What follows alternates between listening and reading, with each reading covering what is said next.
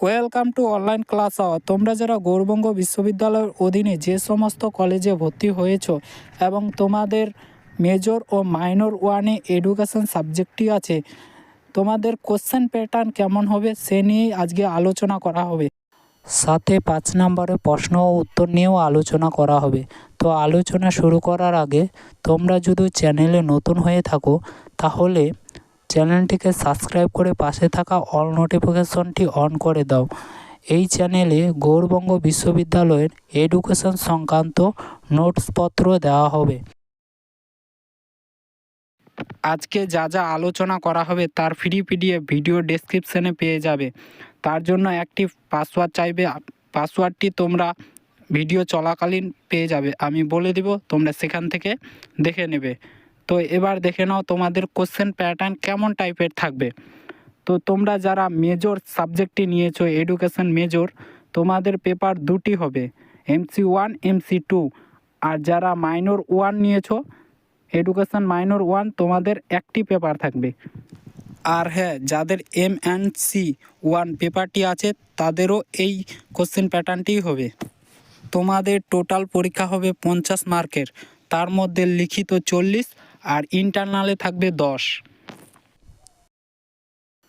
তো দেখো, বিভাগ ক রচনাধর্মী প্রশ্ন, 4টি প্রশ্ন থাকবে, তোমাকে যে কোনো 2টি করতে হবে।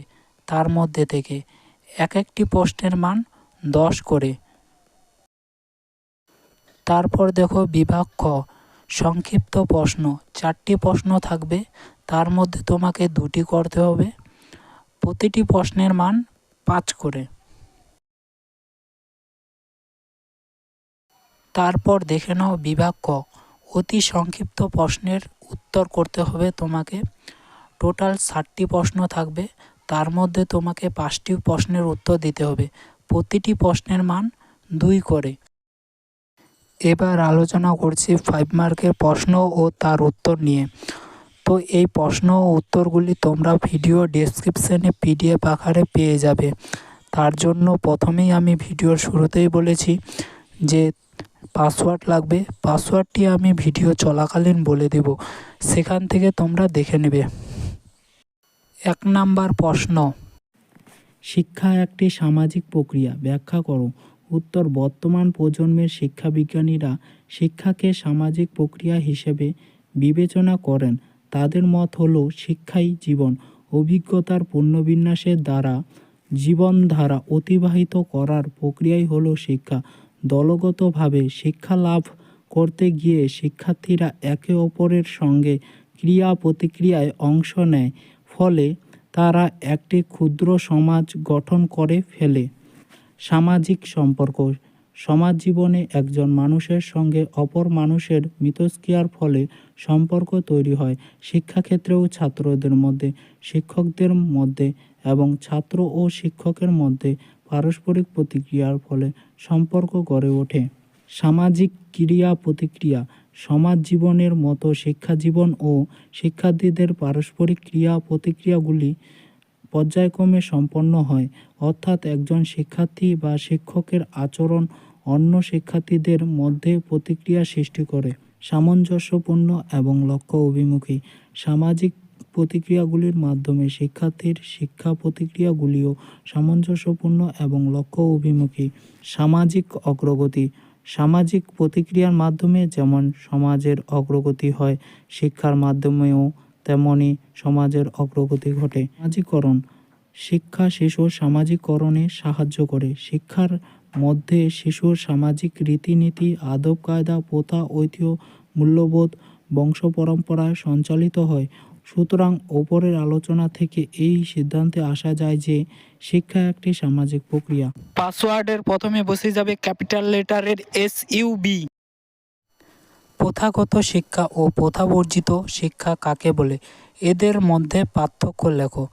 অ্যান্সার, প্রথাগত শিক্ষার সংজ্ঞা, যে শিক্ষা ব্যবস্থায় শিক্ষার্থী, শিক্ষক, পাঠ্যক্রম বিদ্যালয়ের নিয়ন্ত্রণের অধীনে থাকে তাকে বলে প্রথাগত শিক্ষা। অর্থাৎ এটি এমন এক শিক্ষা ব্যবস্থা যেখানে শিক্ষার উপাদানগুলি নির্দিষ্ট গণ্ডির মধ্যে নিজ সক্রিয়তা বজায় রেখে শিশুর জীবন বিকাশে সাহায্য করে।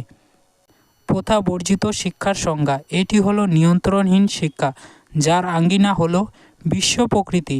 শিক্ষাবিদ জেপি নায়েক বলেছেন, প্রথা বর্জিত বা বিধিমুক্ত শিক্ষা এই অর্থে পৃথক যে এটি বিদ্যালয়ের বাইরে অনুষ্ঠিত হয়, অর্থাৎ প্রচলিত শিক্ষার বাইরে যে শিক্ষা প্রক্রিয়াকে সুবিন্যস্তভাবে পরিচালনা করা হয় তাকে বলা হয় প্রথা বহির্ভূত শিক্ষা বা প্রথা বর্জিত শিক্ষা।